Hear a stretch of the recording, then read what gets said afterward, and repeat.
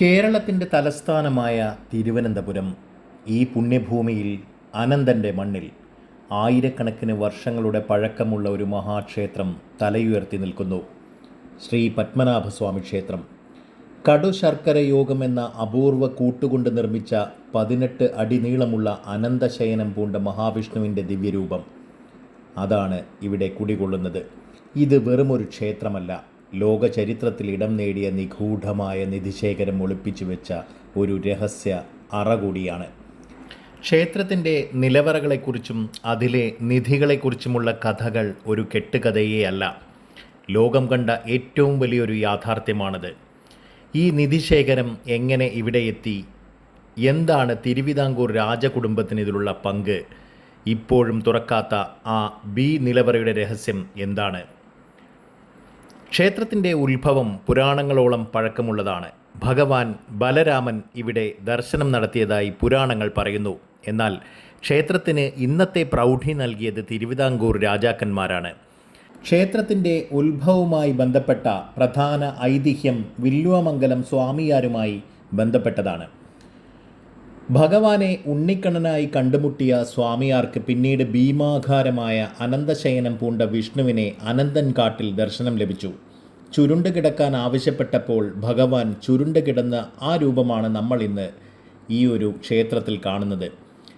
ഈ ചരിത്രത്തിലെ നിർണായക നിമിഷം 1750 സംഭവിച്ചത്. അന്നത്തെ തിരുവിതാംകൂർ മഹാരാജാവായിരുന്ന അനിഴം തിരുനാൾ മാർത്താണ്ഡവർമ്മ രാജാവ് തൻ്റെ രാജ്യവും സമ്പാദ്യവും മുഴുവൻ ഭഗവാൻ പത്മനാഭന് സമർപ്പിച്ചു. തൃപ്പടിദാനം എന്നറിയപ്പെട്ട ഈ ചടങ്ങിന് ശേഷം അദ്ദേഹം സ്വയം ശ്രീ പത്മനാഭദാസൻ എന്ന് പ്രഖ്യാപിച്ചു. ഭഗവാന്റെ പ്രതിനിധിയായി മാത്രമാണ് രാജ്യം ഭരിക്കുന്നതെന്നും രാജ്യത്തിൻ്റെ സമ്പത്ത് മുഴുവൻ ഭഗവാന്റേതാണെന്നും അദ്ദേഹം പ്രഖ്യാപിച്ചു. 6 നിലവറകളിലായിട്ടാണ് ഈ സമ്പത്ത് മുഴുവൻ ഒളിച്ചു വെക്കപ്പെട്ടത്. പെട്ടെന്ന് തിരിച്ചറിയപ്പെടുന്നതിന് വേണ്ടി A മുതൽ F വരെയുള്ള ആൽഫബറ്റുകളായിട്ടാണ് ഇന്ന് ഈ നിലവറകൾ അറിയപ്പെടുന്നത്.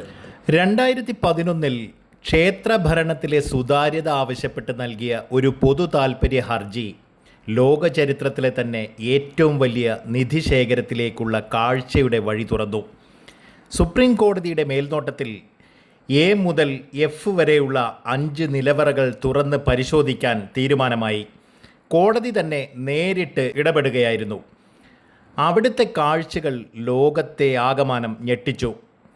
4 അടി ഉയരമുള്ള വജ്രങ്ങൾ പതിച്ച തങ്കവിഗ്രഹം, 18 അടി നീളമുള്ള ഭഗവാന്റെ രൂപത്തിനനുസരിച്ചുണ്ടാക്കിയ വജ്രങ്ങൾ പതിച്ച തങ്കസിംഹാസനം, ആയിരക്കണക്കിന് വർഷം പഴക്കമുള്ള സ്വർണ്ണ നാണയങ്ങൾ, റോമാ സാമ്രാജ്യത്തിലെ നാണയങ്ങൾ ഉൾപ്പെടെ അവിടെ കണ്ടെത്തപ്പെട്ടു.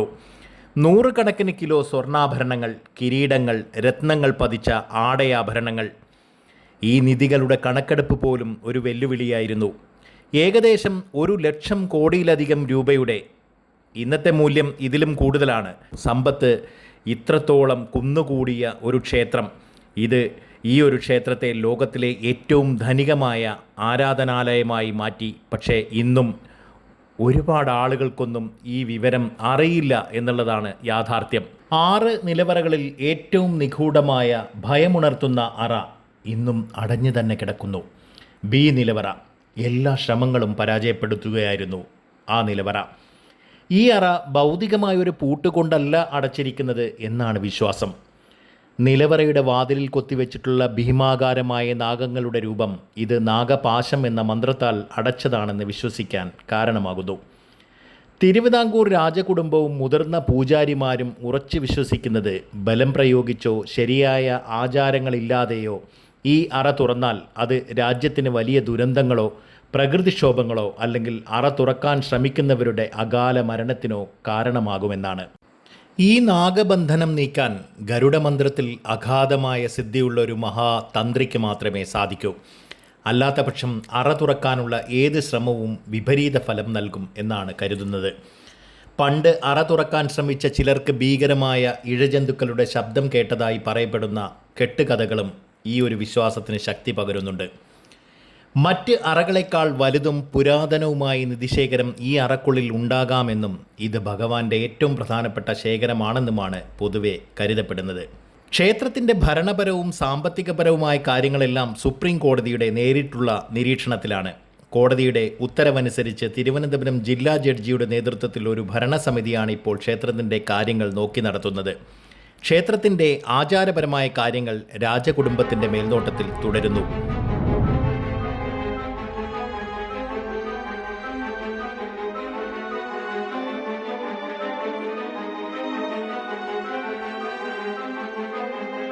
തുറന്ന നിലവറകളിലെ നിധികൾ അതീവ സുരക്ഷയോടെ ക്ഷേത്രത്തിൽ തന്നെ സൂക്ഷിച്ചിരിക്കുന്നു. അതിൻ്റെ ഓഡിറ്റിങ്ങും ഇൻവെൻട്രിയും കോടതിയുടെ നിർദ്ദേശപ്രകാരം നടക്കുന്നു. ബി നിലവറ അത് തുറക്കുന്നതിൽ കോടതി അന്തിമ തീരുമാനം ഇതുവരെ എടുത്തിട്ടില്ല. ഒരു വിദഗ്ധ സമിതിയുടെ റിപ്പോർട്ടും അഭിപ്രായങ്ങളും പരിഗണിച്ച ശേഷമേ ഇക്കാര്യത്തിൽ കോടതി പോലും മുന്നോട്ട് പോകാൻ സാധ്യതയുള്ളൂ. ശ്രീപത്മനാഭസ്വാമി ക്ഷേത്രം എന്നത് ഭക്തിയുടെയും ചരിത്രത്തിൻ്റെയും ധനസമൃദ്ധിയുടെയും ഒരു സങ്കലനമാണ്. നാഗങ്ങളുടെ കാവലിൽ ഇന്നും അടഞ്ഞുകിടക്കുന്ന ആ ബി നിലവറയുടെ രഹസ്യം ലോകത്തിലെ ഏറ്റവും വലിയ അവിശ്വസനീയമായൊരു കഥയായി എന്നും നിലനിൽക്കും.